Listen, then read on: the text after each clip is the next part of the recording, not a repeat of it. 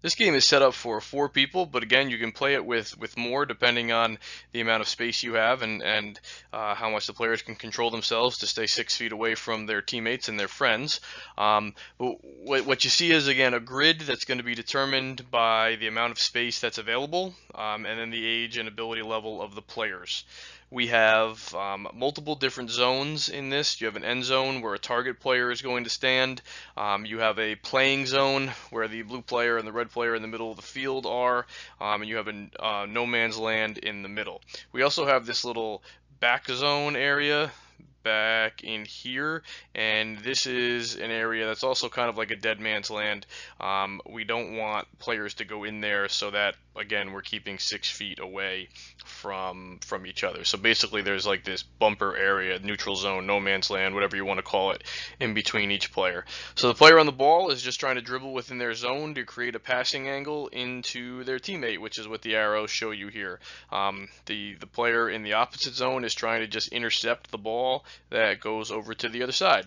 So like everything, you're going to make up a little bit of your own rules here. If you can just alternate turns where the blue team goes and the red team goes.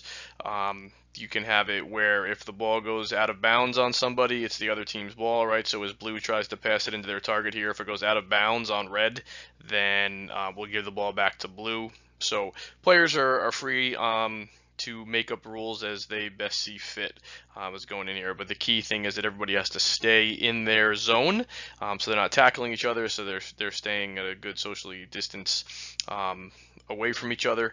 And what should happen is while this game's being played, the players should switch roles from time to time so that one person's not the target all the time.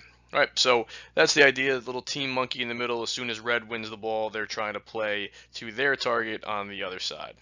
So as we watch the demonstration of this, you have the 2 blue players, one with the ball and one in the end zone, and you have a red player who is trying to get in the way of that pass and intercept it, right? So the blue player is dribbling off to the right, try and create an angle.